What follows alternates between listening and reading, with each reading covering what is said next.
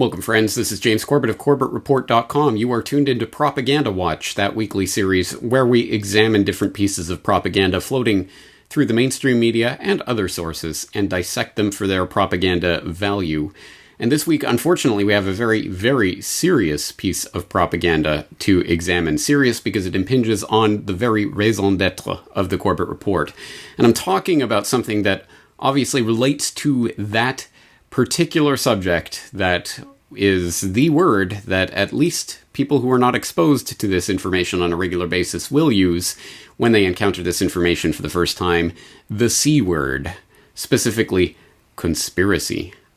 Yes, of course, conspiracy theory is a pejorative term, or has become a pejorative term in the popular imagination over the past half century, and there's a very specific history to that, a history that I've outlined and talked about and examined in detail in a number of different videos and podcasts and interviews that I've conducted over the years, including perhaps most thoroughly in episode 50 of the Corbett Report podcast, The C Word, where he talks specifically about the origins of the term conspiracy theory and how it has been weaponized by the CIA since its introduction into the popular lexicon in the 1960s. And then, Shut Up Burglary Theorist, for example, was a video that people might remember from a year or two ago where I talked about recontextualizing that conspiracy theory slur in a different way to get people to see it in a different way. That was an interesting one that if you missed it, I hope you'll go back and check it out. I've talked, for example, about how the founding fathers of the United States, who are at least given lip service to being revered by the political normies, were conspiracy theorists. They had a theory about how the king and crown of England was conspiring against them and conspiring to keep the American colonies down, and they revolted against that conspiracy. I talked about that specifically in Corbett Report Radio episode 183 on Meet the Conspiracy Theorists. Or just 4 years ago, James Evan Pilato and myself were talking about this on New World Next Week, where we noted a new study that shows the conspiracy theory insult is losing power, because like so many other words that are overused and overapplied, it tends to lose its gravity when it's used willy-nilly. But unfortunately, that is not the end of the story. No, the conspiracy theory term has been weaponized and has been deployed as a tool largely to marginalize voices that have alternative ideas or want to explore alternative potential theories about the way the world operates or the way various events have played out. And again, as a descriptive term, there's nothing really wrong with it. Yes, we theorize about conspiracies, but of course that's not the way that it's used. It's not used in a descriptive sense, it's used in a pejorative sense. Oh, you're a conspiracy theorist, you're a crazy kook.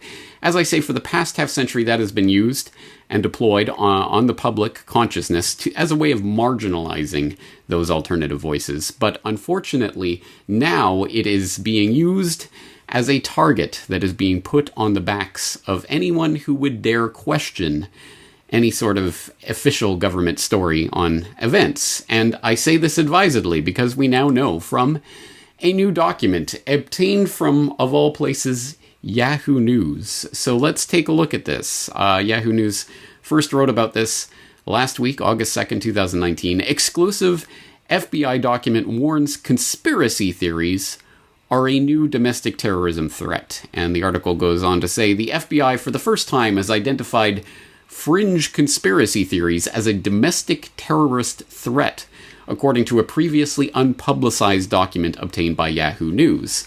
The FBI intelligence bulletin from the Bureau's Phoenix field office, dated May 30th, 2019, describes conspiracy theory-driven domestic extremists as a growing threat, and notes that it is the first such report to do so.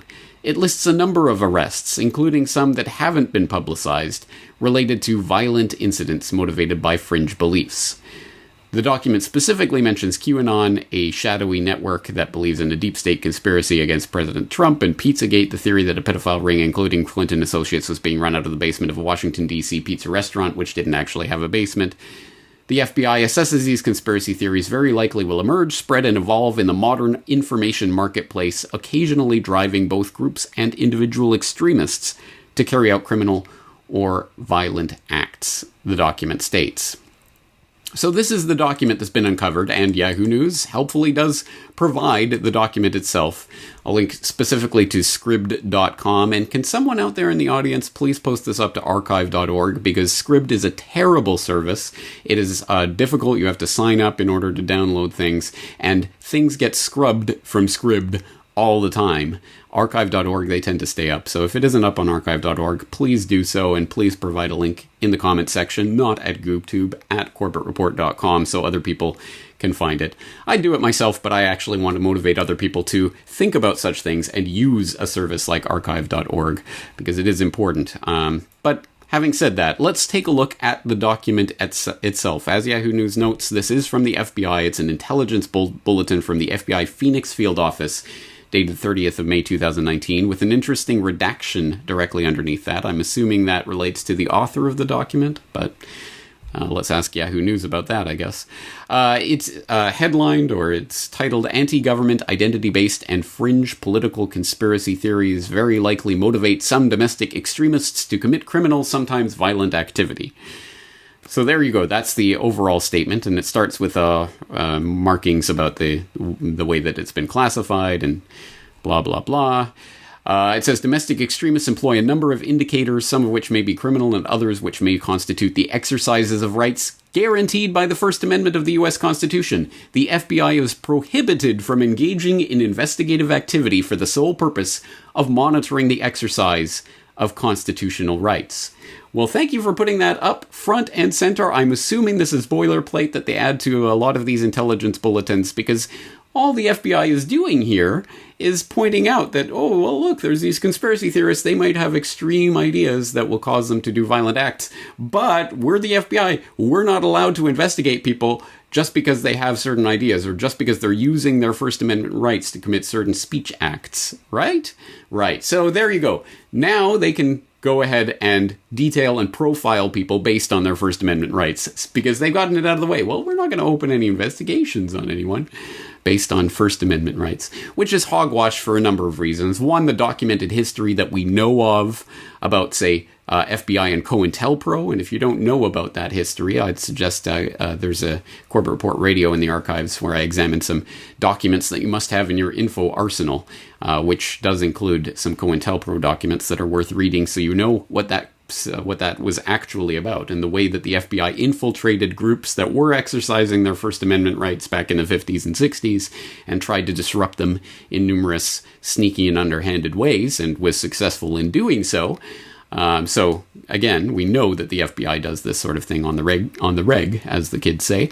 Also, I think it's important to note that just as there's parallel construction, which is an investigative technique where the NSA or some other shadowy agency gets information that it's not legally supposed to have through some kind of wiretap that's not FISA approved or whatever it is, information that basically they don't want people to know that they have in the back door, behind the scenes. So they'll feed that off to a FBI or DEA or whatever agency they want to conduct an investigation, and that agency will use that information to find other information in the public record that then allows them to come to the conclusion that they already came to with the secret information. That's called parallel construction. Look it up if you haven't heard of it before. And I think that's the exact type of thing that this type of report can do. This is a conspiracy theorist, so they may have other extreme views, but it would be technically against the law for us to open an investigation into someone just because they have conspiracy theory views or exercising their First Amendment. So let's look for some other reason to open an investigation on them. That's the way that they can get around that very easily, assuming they care about such things at all. Again, as I say, this is probably just boilerplate they put at the top of the document. So let's get into the meat and potatoes of this. UFOUO. The FBI assesses anti-government, identity-based, and fringe political conspiracy theories very likely motivate some domestic extremists, wholly or in part, to commit criminal and sometimes violent activity. The FBI further assesses, in some cases, these conspiracy theories very likely encourage the targeting of specific people, places, and organizations, thereby increasing the likelihood of violence against these targets. These assessments are made with high confidence based on information from other law enforcement agencies, open source information, court documents, human sources with varying degrees of access and corroboration, and FBI investigations. All right, so let's examine this paragraph and see what it is they're actually saying. And in order to do so, As I pointed out, for example, recently in episode 357 on language as a weapon, we have to come to an understanding of the definitions of the various terms that are being employed if we want to have any sort of understanding of what is being said here. So in this case, we'll scroll down in the document, down to the Appendix B, where they have the various the definitions of what they're talking about. Prominent anti-government identity-based and fringe political conspiracy theories. The conspiracy theories referenced in this intelligence bulletin have been categorized as anti-government, identity-based, or fringe political because they assert secretive, malevolent acts either by an allegedly hostile and tyrannical federal government, by racial, religious, or social minority groups, or by political opponents. So they give some examples of anti-government conspiracy theories here. For example, NWO. A group of international elites control governments, industry, and media organizations, instigates major wars, carries out secret staged events, and manipulates economies with the goal of establishing global rule. UN. The UN is being used by an evil global cabal to erode American sovereignty, strip away individual liberties, and bring foreign troops to American soil in order to replace democracy with global tyranny. False flags. The official story surrounding a given terrorist attack or mass shooting is a lie. The event was staged or conducted by the government to justify encroachment on civil liberties. Let's think. NWO, UN, false flags. Wow, this sounds like an episode of the Corbett Report, doesn't it? And yes, it does, because these are all subjects that I've touched on and talked about in various ways over the years. For example, New World Order? Okay, how about episode 101 of the Corbett Report podcast, New World Order 101, where I went over the term, the origins of that term, what it means denotatively and connotatively, what it represents, and how it can be combated or deconstructed in various ways. I talked about it again very specifically in Questions for Corbett number 19, which was titled, What is the New World Order? I did an interview on the Mind Renewed podcast with Julian Charles a number of years ago that I still think is an important podcast for understanding the way that I conceptualize the overall hierarchy or structure of what's happening and the way that it's structured at the top, as it were, and why that ultimately the head of the beast isn't as important as the heart. I did that in a conversation which I entitled Anatomy of the New World Order. I'll throw a link in that in the show notes so you can familiarize or refamiliarize yourself with that material. I've talked about this in various contexts over the years. For example, Globalization 2.0, China ushering in a newer, shinier New World Order. And I've even talked about the ways that this term can be overused or misused. For example, the New World Order does not control everything, which was Corbett Report Radio number 109. But if the FBI's contention is that everyone who talks about such things is some sort of raving, barking, frothing conspiracy theorist who wants to go out and kill people and that it's all about motivating people towards hate, well, that narrative is somewhat undermined by my not-so-distant past video, Only Love Can Defeat the New World Order, which I will note was recorded as the voting was happening, the selection was happening in the United States, while the statists were casting their vote for Team Red or Team Blue, Team Coke or Team Pepsi. I was making a video called Only Love Can Defeat the New World Order, so kind of undermines the FBI's overall narrative there, but getting back to the document itself, those are anti-government conspiracy theories. Again, you can search the Corbett Report archives for examples of United Nations articles and videos and interviews and podcasts that I've done, or false flags, obviously a subject that I talk about quite a bit. Then they get into identity-based conspiracy theories like the Zionist-occupied government or Islamberg, which I disagree with in various forms, but again, there's no real differentiation here, as you note from this FBI document. I mean, if you believe in a conspiracy theory, then you're lumped in with everything else that's ever mentioned, including fringe political, what they term fringe political, which is Pizzagate, which, if it was framed as pedogate and was looking at political pedophilia, is a subject that I've talked about in the past and examined in great detail. And QAnon, which I've talked about numerous times in my disbelief in that particular theory. But again, all of these, any of these beliefs are apparently enough to get you labeled as a conspiracy theorist by the FBI and put on a watch list of some sort. Oh no, we don't do that. We don't open investigations on people because of First Amendment activity. It says so right in this boilerplate text at the top of the document. You can trust us. So moving on in the document, they do talk about some examples of various people who were motivated by their conspiracy beliefs. But let's re-examine the ultimate thesis here. Again, coming from the top of the document proper, which really starts on page 2. It says the FBI assesses anti-government identity-based and fringe political conspiracy theories very likely motivate some domestic extremists wholly or in part to engage in criminal or violent activity. Here's the interesting part. I don't necessarily disagree with that statement as simply an observation. I have no doubt that there are some people who take on board some conspiracy theory and are compelled to believe that violence or acting out in a criminal way is the way to solve this problem or whatever it is. But the real question is, does this warrant then some sort of special precaution? Does this warrant some sort of intelligence bulletin? Because let's contextualize a statement like that. Yes, some people are motivated by whatever fringe political conspiracy theory or whatever it is to commit acts of violence. That's probably true, that just as a statement of fact.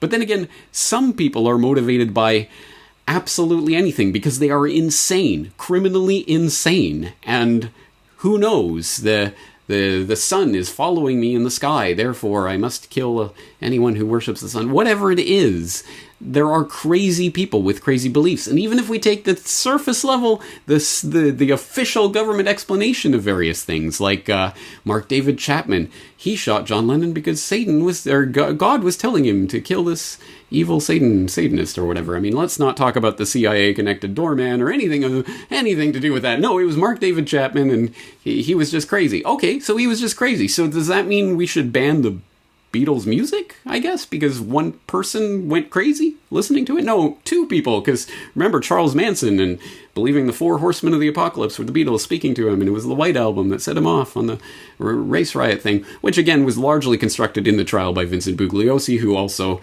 wrote the Case Closed about how Oswald was a lone nut. But again, don't look at any of that, just take it at face value. Okay, Manson was motivated by the Beatles to go out and kill Sharon Tate and other people, or have people kill her. So therefore, we should ban the Beatles, or anyone who's a Beatles fan is a potential suspect, because it is absolutely true that, at least again, according to the official stories here, we wouldn't dare question an official story, so let's just take the official story of it. Well, Manson was motivated by the Beatles to go out and kill people. So, therefore, it was absolutely true. They could say the FBI assesses that the Beatles very likely motivate some domestic extremists, wholly or in part, to engage in criminal or violent activity. Intelligence bulletin, everybody, right? That's the way this works. So, I don't necessarily disagree with that statement. It's the implications of that statement that I find troubling, because we all know where this is heading and what this ultimately means. But for another important and interesting example of what the FBI is looking at here, let's go down to page 4 under perspective, where they note specifically that based on the increased volume and reach of conspiratorial content due to modern communication methods, it is logical to assume that more extremist-minded individuals will be exposed to potentially harmful conspiracy theories, except ones that are favorable to their views, and possibly carry out criminal or violent actions as a result. The internet has also enabled a crowdsourcing effect, wherein conspiracy theory followers themselves shape a given theory by presenting information that supplements, expands, or localizes its narrative. That's right. Open source crowdsourcing of information so that you can find information that supplements, expands, or localizes a narrative. Wow. If I didn't know better, I'd say that was James Corbett talking, because that's exactly what I was saying at my TEDx Groningen speech, talking about the net is mightier than the sword and talking about the open source intelligence news. What is the open source part of the Corbett report? It is exactly that, crowdsourcing information from different people with different perspectives who might have different windows onto any given story. It's the incredible potential to actually share information with people around the world, but the FBI is pointing out, the domestic terrorist extremists might use such methods. It's like the domestic terrorist extremists like breathing air. Maybe we should outlaw air. Domestic terrorist extremists use money to buy things. Maybe we should outlaw money. Again, it's nonsensical if you actually look at the implication, the broader implication of what they're saying here. But again, if they can taint the very idea of sharing information on the internet by association with domestic terrorist extremism, again, do you understand where this is going? Now, for those who don't understand, I think there's an extremely important part that is made clear early on in the document, where they're talking about things that might potentially disprove their thesis here, or things that might change the assessment. And essentially, what they are saying is that things that might disprove the assessment boil down to two things. Indicators that may lead to revised judgments or cause a change in the confidence levels associated with this assessment include a lack of conspiracy theory-driven criminal or violent activity in the near to long term, or significant efforts by major social media companies and websites to remove, regulate, or counter potentially harmful conspiratorial content. Wait, did you catch that? Did you hear what they're saying? There are two things that might alter our assessment here. Number one, a lack of conspiracy theory-driven criminal or violent activity in the near to long term. So as long as there are no conspiracy theorists that do anything, then I guess, then it's not a problem. Or significant efforts by major social media companies and websites to remove, regulate, or counter potentially harmful conspiratorial content. So the FBI is looking to YouTube, Twitter, Insta, whatever, Facebook, any of these social media outlets to make sure that they crack down on conspiratorial content that could be potentially harmful because people might read it and get radicalized and go out and commit violent acts. Maybe. Again, put this into perspective. We should ask iTunes and Spotify and all these places to take the Beatles off the catalog because some people might go crazy and start killing people as a result of them. No one would stand for that, but conspiratorial content, well, maybe. It's First Amendment, and yeah, it's protected. Again, they note in this document that constitutionally protected First Amendment speech cannot be investigated by the FBI, but it should be taken off social media, and websites should go out and start scrubbing this content because it may be potentially harmful. That is chilling that an FBI document would state that. And then the other part of that equation is, well, if no conspiracy theory-driven people go out and commit any acts, then I guess it's not a problem. So, I don't know. Let me put my conspiracy theory cap on for a moment, my tinfoil hat.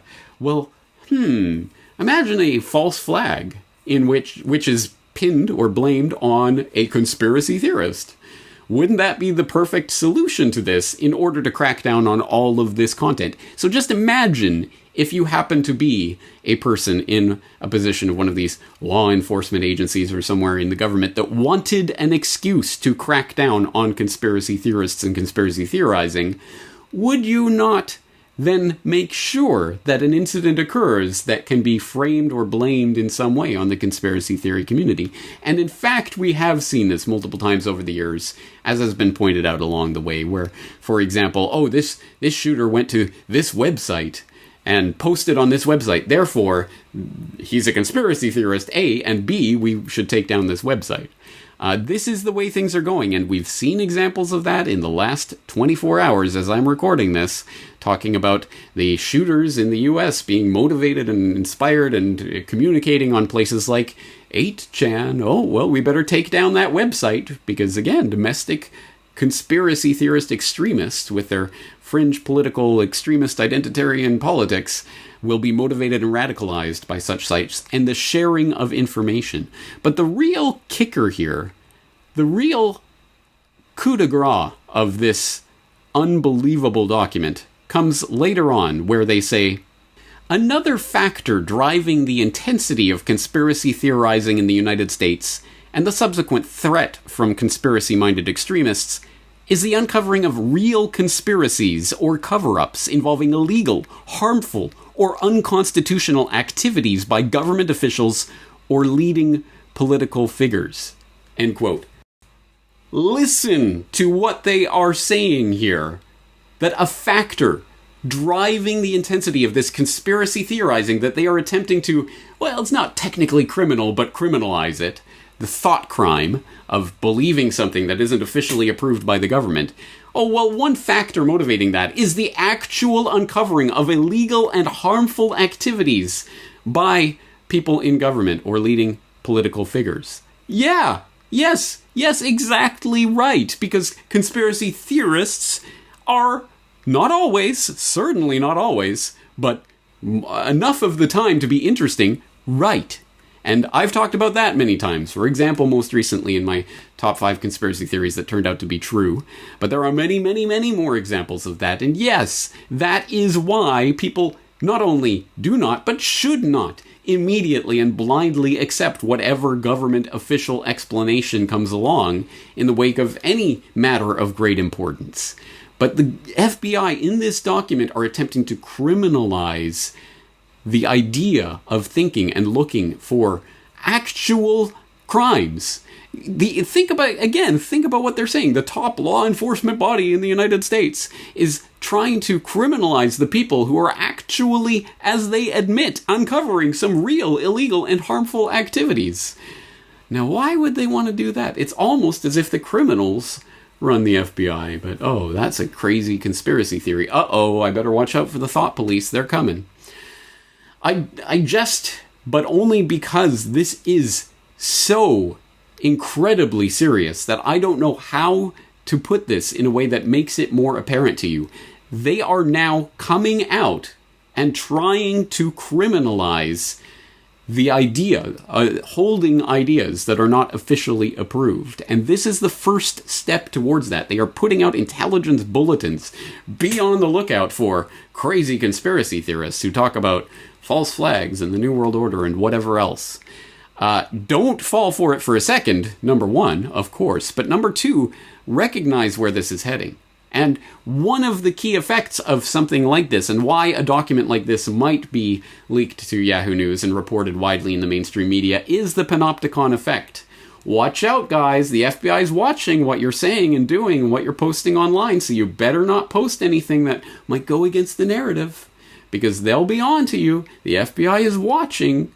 That's one of the effects of a document like that, and that's why it is so chilling. It is utterly chilling that this type of thing is being put in black and white, that we will go after people who are uncovering actual, real, illegal, and harmful activities committed by government officials. That's crazy. That is crazy. But it's there in black and white. Please go and read the actual document for yourself. I think there's some interesting things to be said about it, and I've said my bit. I'm interested to hear your bit. Please leave your comments and suggestions, analysis in the comments at corbettreport.com. And as I say, please somebody go and archive.org this document. Put it on archive.org so we don't have to rely on Scribd, where undoubtedly this document will vanish at some point. That's going to do it for today. I am James Corbett of corbettreport.com. Looking forward to talking to you again in the near future. The Corbett Report is brought to you by the Corbett Report subscriber, a weekly newsletter featuring James Corbett's international forecaster editorial, recommended reading and viewing, discounts on Corbett Report DVDs, and once a month, a subscriber-only video. Sign up today to start receiving your copy at corbettreport.com/support.